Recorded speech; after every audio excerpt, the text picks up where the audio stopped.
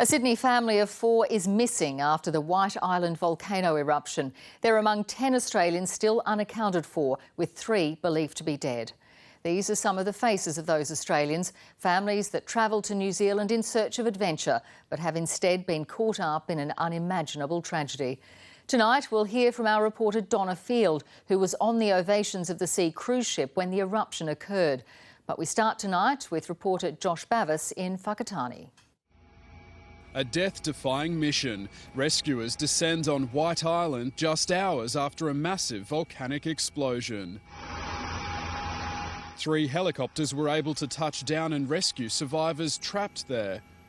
As we were heading towards Whakatane, we were getting status updates, so we knew there were high acuity patients, very, very critical patients. More than 30 people were injured in the blast, many of them severely. They were pretty poorly covered in ash, looking quite badly burnt. New Zealand's Prime Minister Jacinda Ardern called their efforts heroic and pledged to help find those still missing. To our Australian family especially, we'll do everything we can to support you as you have supported us. Prime Minister Scott Morrison confirmed 24 Australians were caught up in the tragedy. There are 11 Australians that are still unaccounted for, and that we fear of the 5 deceased persons, that 3 of those, up to 3, are Australians, but that is not yet confirmed.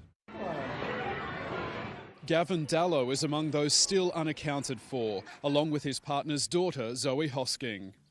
Their family in Adelaide say waiting is the hardest part. They were on the island.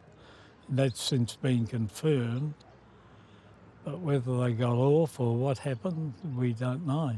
Even if we knew something had happened to them, it'd be better than this waiting, I can tell you at the moment.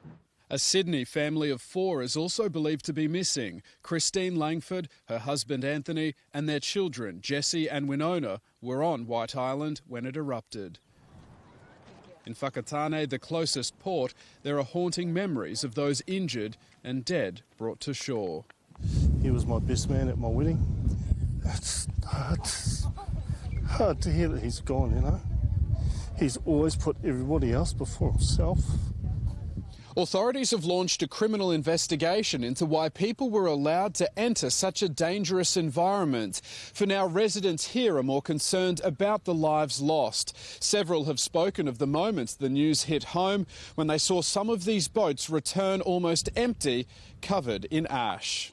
When the boat came back in and went back up and docked, that was really hard watching that. You could smell the sulphur on the boat. Authorities say they don't believe anyone still on the island survived the explosion.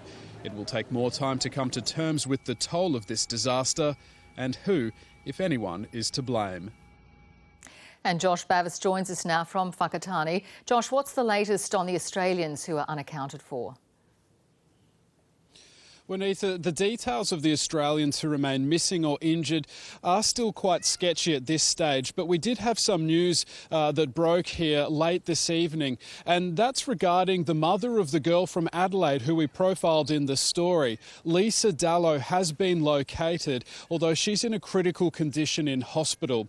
The residents, though, of this beachside community have been left reeling after the events of the last 24 hours. Not only are they wondering about some of their own who are missing and injured, but this tragedy has also struck at the heart of one of the main draw cards to this region. Today, some people were coming to place flowers at the scene here. Others came with questions. There's also been something of a development since the police announced an inquiry. What can you tell us about that? So New Zealand police held a press conference this afternoon and they used the words criminal investigation, saying that one had been launched. Then a statement was issued several hours later, winding that back slightly, saying while they had launched an investigation, it was not criminal in nature yet. They did say that they will be releasing the terms of reference very soon, and there are questions about why people were allowed to travel to the island when there was a heightened state of alert. Josh Bavis reporting there from New Zealand. Several of the victims of this disaster were passengers on a cruise that sailed from Sydney last week. When they left the ship for a volcanic tour on White Island, no one could have expected the adventure would end so tragically. But now scientists say the disaster will serve as a lesson in reassessing safety standards around volcanic tours. Ovation of the Seas docked at Tauranga as anxious passengers and locals await news on those who are still missing. Floral tributes are growing, while the shock and sadness is hard to describe. No words. The cruise liner was meant to sail Monday night, but the passengers don't mind the delay. All thoughts are with those who haven't returned from their White Island tour. It's terrible, absolutely terrible. I think we're missing 8 people still, and it's a horrible situation. It was extremely sad and very, very quiet on board the ship. With emergency teams working around the clock, the day brought one bit of good news. We're happy to hear that the crew member has been located in this hospital and in serious condition, but at least she's been located. The company that ran the Volcano tour and the community in Whakatane are trying to come to terms with the disaster. It's a great tragedy and a shock to us all. But some scientists are questioning whether the eruption should have come as a shock. In my opinion, it is a dangerous scenario to take people right into the throat, the crater, the active vent system of an active volcano like that is showing constant signs of being in a state of unrest. It wasn't giving off the usual signs that people associate with impending eruptions.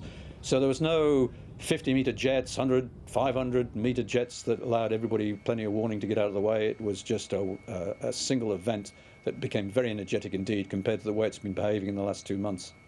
This adventure tour was promoted by the cruise ship company, and many guests are wondering whether their fellow passengers really understood the potential risks. For those remaining on board, they'll continue their journey around New Zealand, but the tragedy of White Island will stay with them. As people try to come to terms with the loss of their families, friends and co-workers, the debate about appropriate safety measures for volcanic tourism will no doubt be changed by this disaster. Donna Field, ABC News, Tauranga.